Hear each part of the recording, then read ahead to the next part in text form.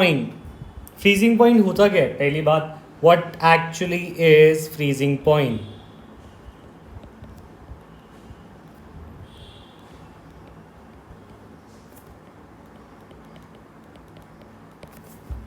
तो freezing point is the temperature at which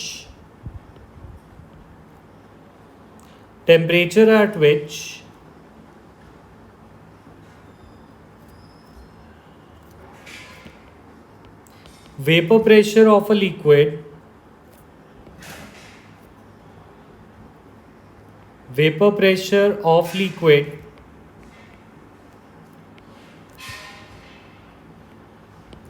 becomes equal to vapor pressure of solid.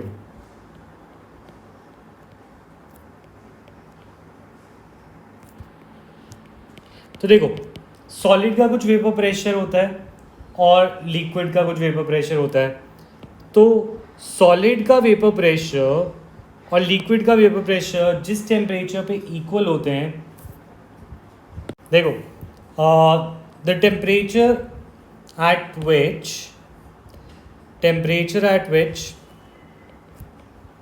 vapor pressure of liquid becomes equal to the vapor pressure of solid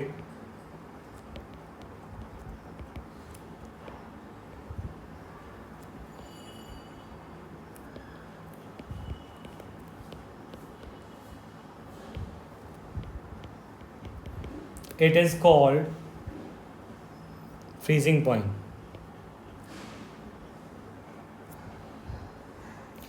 ये definition समझ आ गई? Yes और no?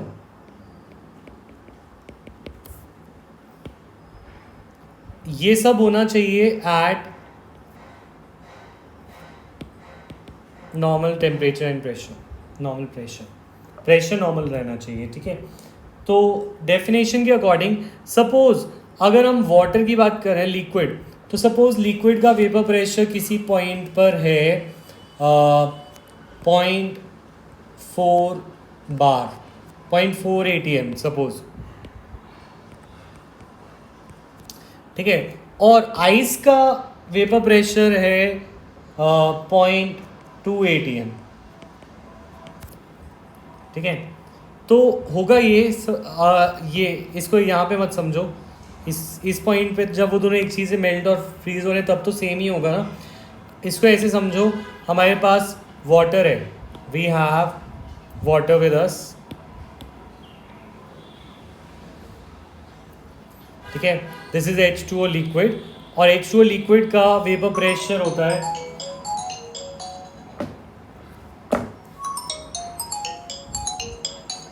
तो liquid का vapour pressure है, and liquid का vapour pressure assuming 0.4 बार है, ठीक है। हम क्या करते हैं, टेम्परेचर को कम करते हैं। टेम्परेचर को रिड्यूस करने से वेपर प्रेशर भी रिड्यूस होता जाता है, और वेपर प्रेशर रिड्यूस होता गया 0.3, 0.2, 0.1।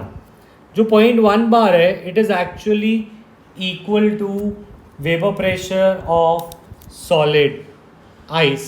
0.1 bar is also vapor pressure of solid ice.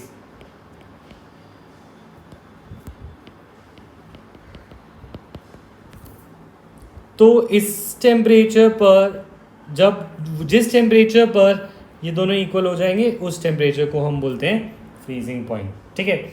अब बात ये आती है, सपोज अगर मैं इस पानी में सॉल्वेंट की जगह में इसके अंदर थोड़ा सा नॉन वॉलेटाइल सोल्यूट भी डाल दूँ, if I also add some non volatile solute, suppose मैंने नमक डाल दिया, नॉन वॉलेटाइल सोल्यूट डालने से जो वेपर प्रेशर होगा दैट विल गेट रिड्यूस्ड, ठीक है। तो नॉन वॉलेटाइल सोल्यूट डालने से वेपर प्रेशर क्या हो जाता है, हमें पता है, वेपर प्रेशर गेट्स रिड्यूस्ड,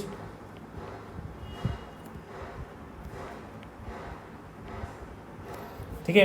अब हमें ये समझना है वेपर प्रेशर के रिड्यूस होने से फ्रीजिंग पॉइंट पे क्या असर आएगा। तो लेट अस सी, इसको एक ग्राफ से समझते हैं, ठीक है।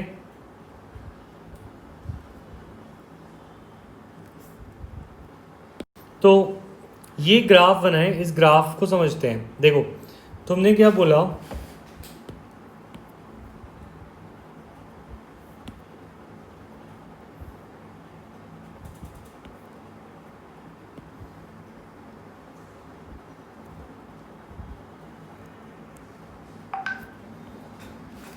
टेम्परेचर इस साइड है और वेपर प्रेशर इस साइड है,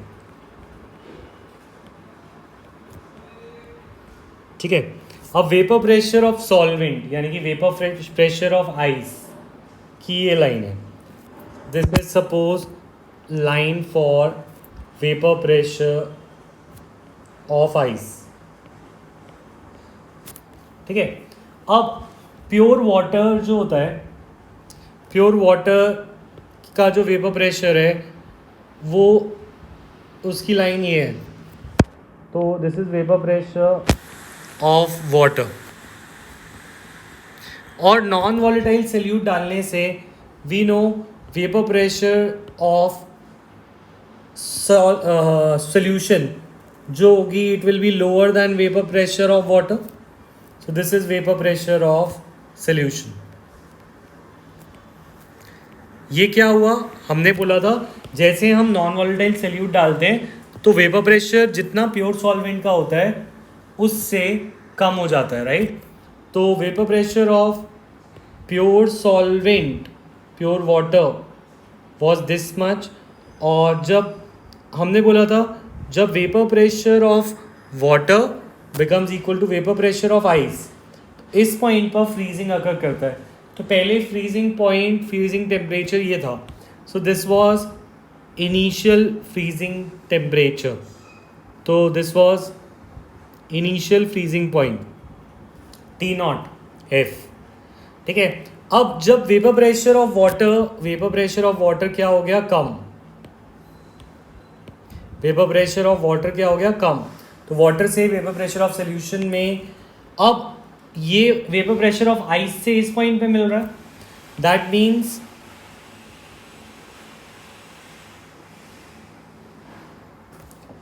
वेपर प्रेशर कम होने की वजह से freezing point, you can see freezing point, अगर पहले 0 डिग्री पे वाटर फ्रीज होता था तो अब शायद वो -1 डिग्री सेल्सियस पे होगा। क्यों? क्योंकि temperature has reduced. You tell me, is this graph clear to you? It shows how there is a depression in the freezing point, यानी freezing point कैसे कम हो जाता है। अगर क्लियर है तो राइट क्लियर, अगर डाउट है यू कैन से रिपीट।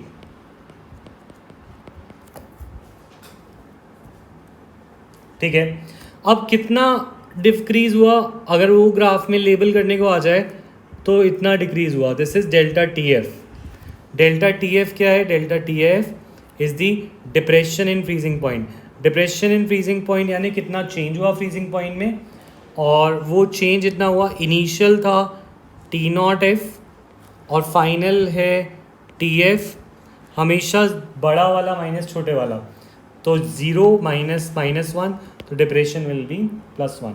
ठीक है, मैं एक बार दोबारा रिपीट कर रहा हूँ कुछ बच्चों के लिए। देखो, तुमने बोला था जब वाटर का वेपर प्रेशर आइस की इक्वल हो जाता है, जब ये दोनों लाइन मिलेंगी तो फ्रीजिंग होगी। तो यहाँ पे तुम देख सकते हो कि वेपर प्रेशर ऑफ वाटर की लाइन ये है और वेपर प्रेशर ऑफ आइस की लाइन ये है। तो इन दोनों का मीटिंग पॉइंट ये था, that means this should be the freezing point. तो ये इनिशियल फ्रीजिंग पॉइंट है। ठीक है, और अगर हम वेपर प्रेशर ऑफ सॉल्यूशन की बात करें, vapour pressure of solution vapour pressure of water से कम होगा, तो दैट मीन्स वाटर से कम, तो ये लाइन ड्रॉ करेंगे हम। अब अगर हम यहाँ पे देखें तो वेपर प्रेशर ऑफ सॉल्यूशन और vapour pressure of ice, they will become equal at this temperature. तो इनिशियली अगर सपोज वाटर 0 डिग्री पे फ्रीज होता था तो अब उससे कम पे फ्रीज हो रहा है, that means freezing point has fell down. ठीक है, इज दिस क्लियर नाउ? ये डिप्रेशन इन फ्रीजिंग पॉइंट है।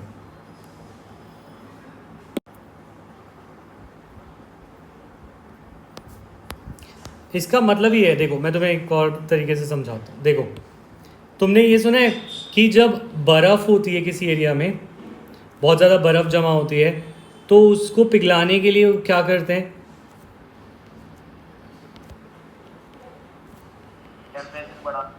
नहीं, दे पुट सॉल्ट। तुमने सुना है नमक डाल देते हैं बर्फ़ पे। हाँ ठीक है, तो we sprinkle salt on ice. ठीक है, क्यों? So that ice melts faster. तो द थिंग इज़, यहाँ पे ऐसा कैसे हो रहा है कि स्प्रिंकल करने से सॉल्ट आइस जल्दी क्यों मेल्ट हो रही है? क्योंकि सपोज आइस का फ्रीजिंग पॉइंट था या मेल्टिंग पॉइंट था 0 डिग्री सेल्सियस। मेल्टिंग पॉइंट और फ्रीजिंग पॉइंट इक्वल होता है, एक ही चीज़ होती है।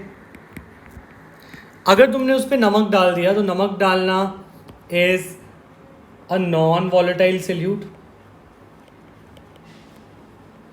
और नॉन वॉलेटाइल सॉल्यूट डालने से अब इसका फ्रीजिंग पॉइंट क्या हो जाएगा? Freezing point will get lowered.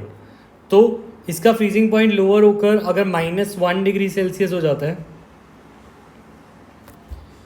तो अगर बाहर टेम्परेचर 1 डिग्री सेल्सियस था, आउटर टेम्परेचर,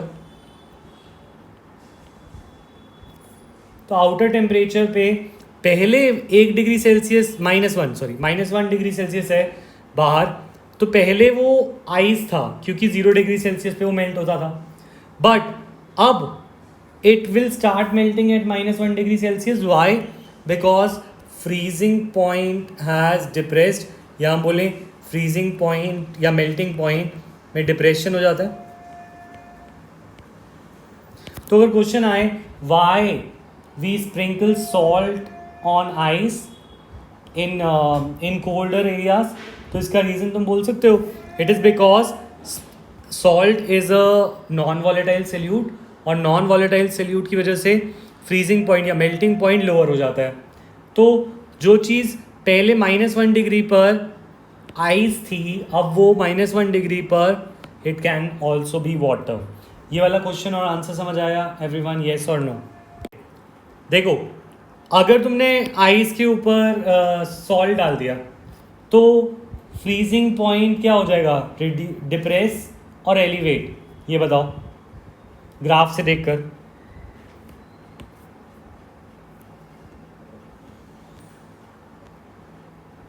डिप्रेस हो जाएगा, ठीक है। बाहर टेम्परेचर है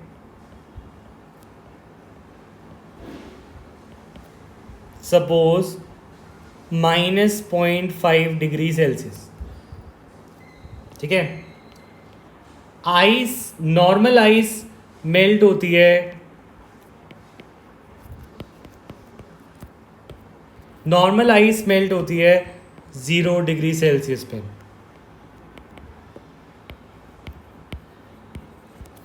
तुमने आइस पर अगर नमक डाल दिया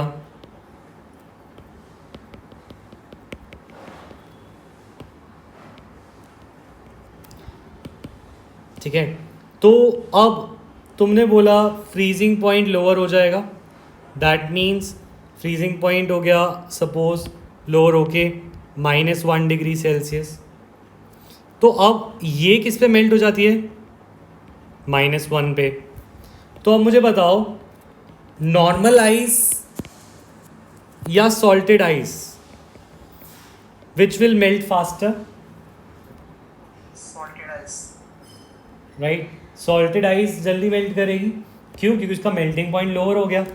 -0.5 डिग्री सेल्सियस पर ये मेल्ट हो जाएगी क्योंकि इसका मेल्टिंग पॉइंट जो है -1 डिग्री था, -1 से ज़्यादा टेम्परेचर पे ये मेल्ट हो जाएगी।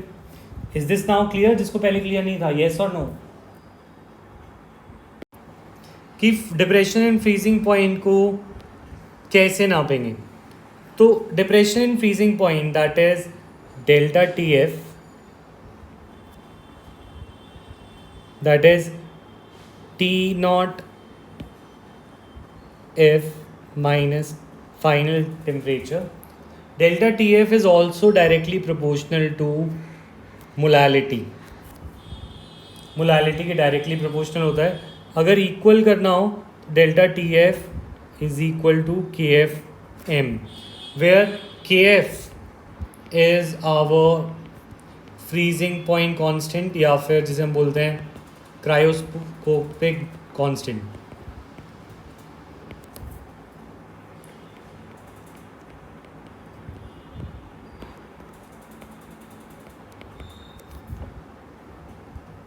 ठीक है.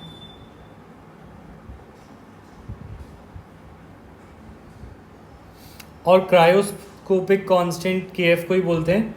और इसके फॉर्मूले को, जैसे हमने डेल्टा टी बी के फॉर्मूले को ओपन किया था, उस तरीके से इसके फॉर्मूले को भी हम ओपन कर सकते हैं. तो delta T F is equal to K F into W two into 1000 divide by M two into W one. This is the formula of freezing point depression. तो मुझे बताओ ये फॉर्मूला क्लियर है, yes और no?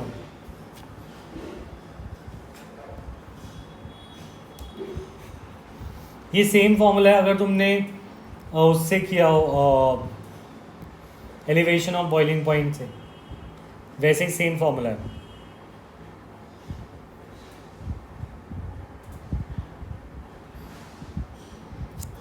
क्वेश्चन कर सकते हैं. तो एक क्वेश्चन तुम शुरू करो. लेट अस टेक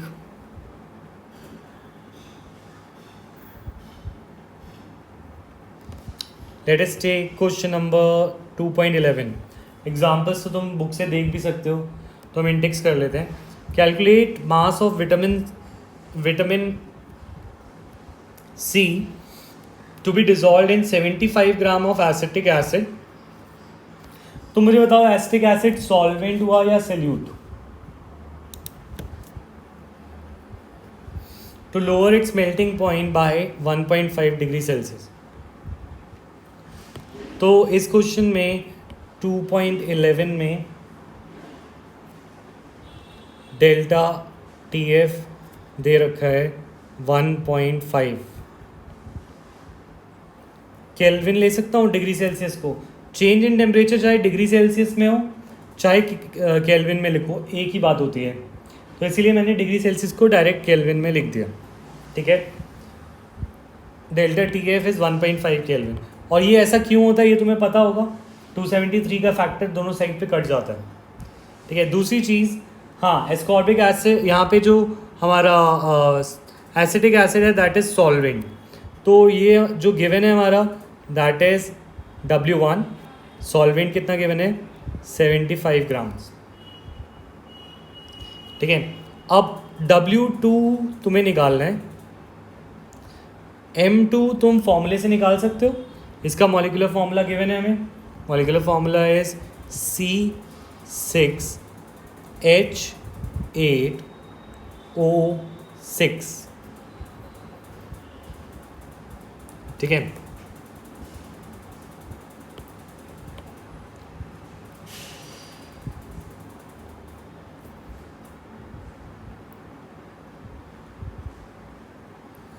तो इसका मॉलिक्यूलर फॉर्मूला मास निकाल के बताओ मुझे कितना आता है. मोलर मास कितना आया? 176 ग्राम पर मोल. ठीक है. अब फॉर्मूला लगा के can you find W2? K F given है. Yes, K F is given to be 3.9. जल्दी से इसको आंसर करो. तो W हमारा फॉर्मूला है delta T F is equal to W2 into 1000 into K F divide by W1 into M2. That is, अगर हमें W2 को एक साइड लेना है तो this will be W2 is equal to delta T F into W1 into M2 divide by W2 into 1000. ठीक है. इसके अंदर वैल्यूज़ डालते हैं. तो वैल्यूज़ डालने पे क्या आंसर आएगा? डेल्टा टी है 1.5, W1 is 75, molar mass is 176 divide by, अच्छा ये W1 तो उधर चला गया, यहाँ पे आएगा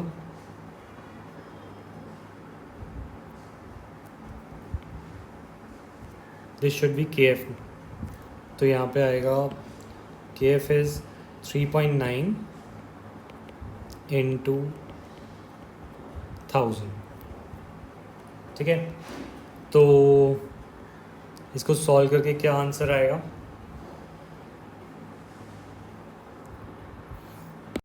तो आएगा 5.076 ग्राम्स, ठीक है। तो ये सिंपल सा क्वेश्चन क्लियर है, येस और नो?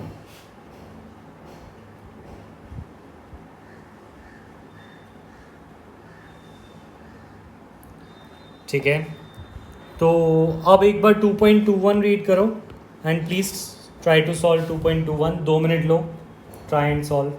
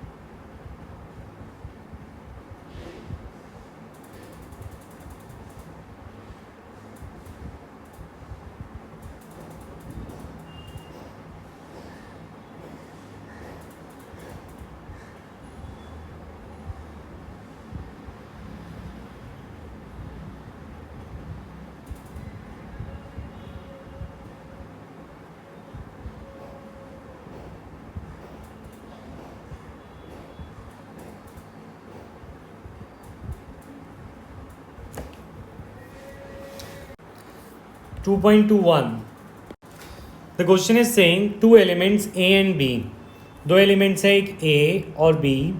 A और B दो कंपाउंड बनाते हैं, एक कंपाउंड है AB2 और एक कंपाउंड है AB4, ठीक है। अब इस कंपाउंड, इन दोनों कंपाउंड्स को हमने किस में डाला? 20 ग्राम बेंजीन में, ठीक है। तो दोनों कंपाउंड्स को हमने सेम सॉल्वेंट में डाला। We took some 20 grams of benzene, we took 20 gram benzene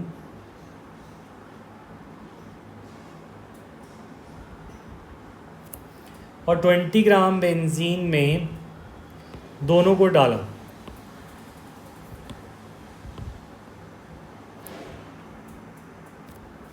ठीक है। अब वो कह रहा है इस AB2 को डालने से, दोनों का 1 ग्राम डाला, इसका भी 1 ग्राम डाला और इसका भी 1 ग्राम डाला। AB2 को डालने से फ्रीजिंग पॉइंट टेम्परेचर कितना आया? 2.3 केल्विन, और AB4 को डालने से फ्रीजिंग पॉइंट टेम्परेचर आया 1.3 केल्विन, ठीक है। क्वेश्चन में KF हमें दे रखा है, KF is given to be 5.1 kelvin per kg per mole, ठीक है। तो KF is given 5.1 kelvin kg per mole. तो अब कह रहे हैं calculate mass of A and mass of B।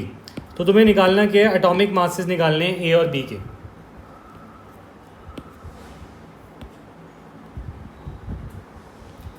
Question समझ आ गया, येस और नो?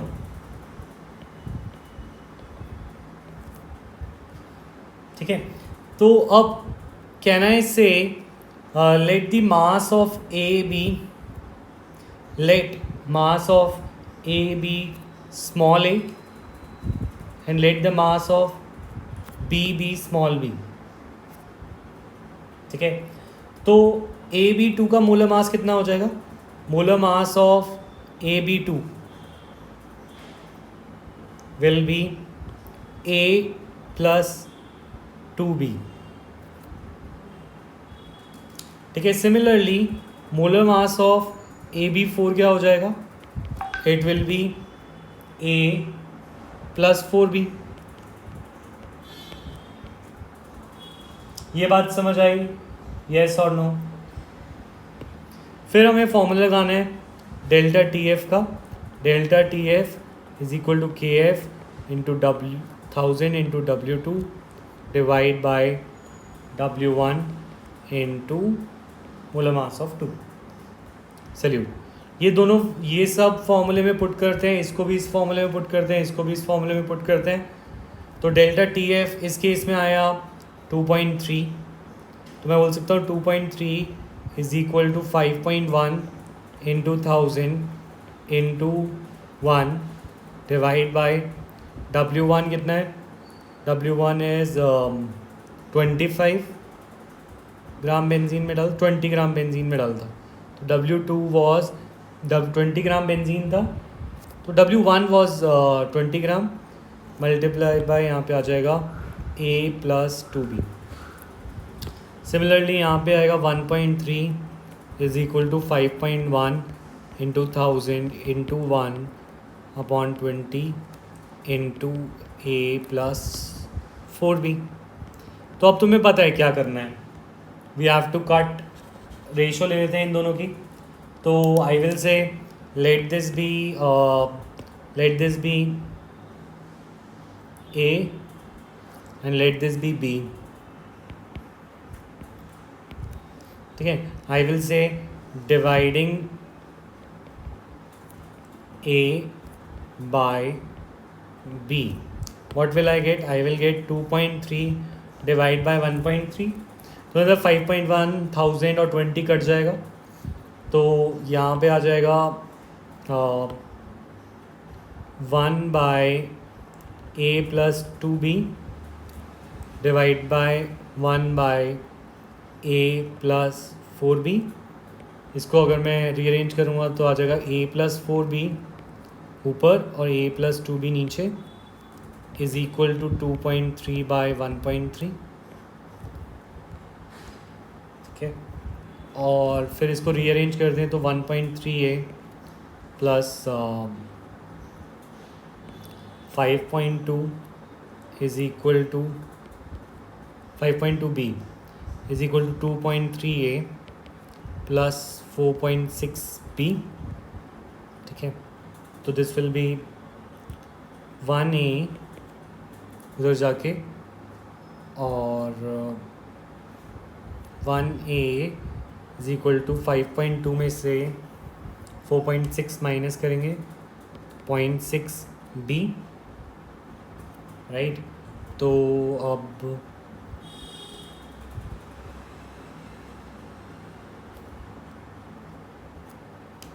तो वहाँ A is equal to 0.6B लिख सकता हूँ. A is equal to 0.6B.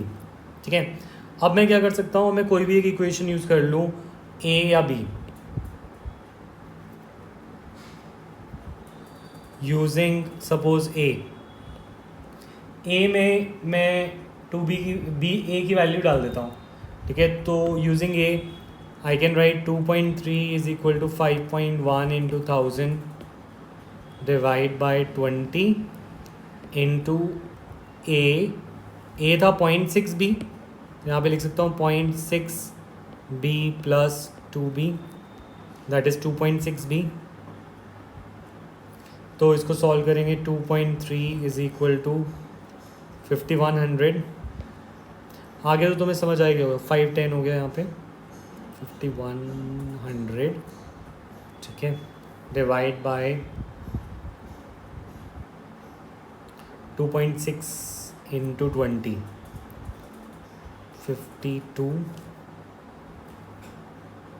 52B.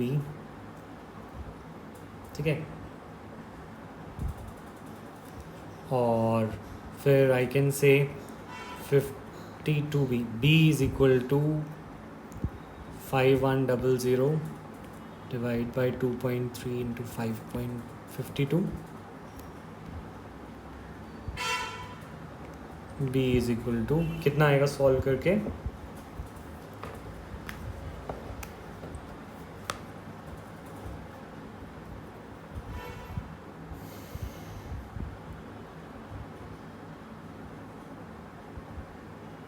119.6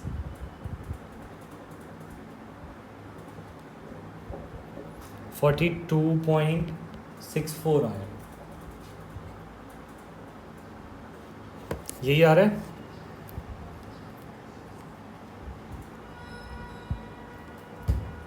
अगर ए निकालना हो A is equal to 0.6 into B 42.64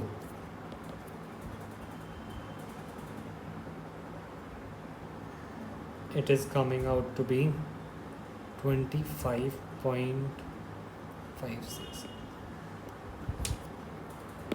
सो ये क्लियर है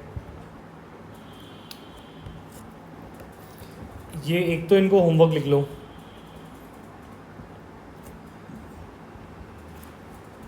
ये दोनों एग्जाम्पल्स हैं और ये बैक एक्सरसाइज है मेरे ख्याल से 2.20 अभी तक जो हमने फॉर्मूलाज करे उन्हीं फॉर्मूलाज को एक बार रिवाइज कर लेते हैं P naught minus P by P naught is equal to mole fraction of 2 और ये फॉर्मूला डाइल्यूट के लिए भी था डाइल्यूट सोल्यूशन के लिए फॉर्मूला क्या था P naught minus P by P naught is equal to W2 into M1 upon W1 into M2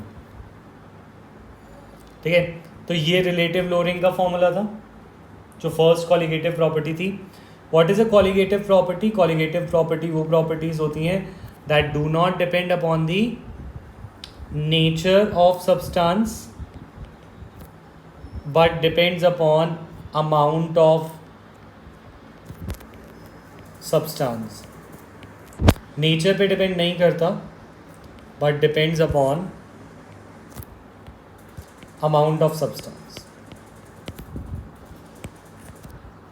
ठीक है उसके बाद हमने पढ़ा एलिवेशन ऑफ बॉइलिंग पॉइंट का फॉर्मूला था delta T B is equal to K B into 1000 into W2 divide by W1 into M2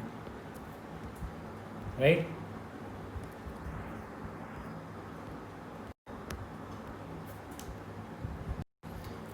और delta T F का फॉर्मूला आज हमने पढ़ा delta T F is equal to K F into 1000 into W2 by W1 into M2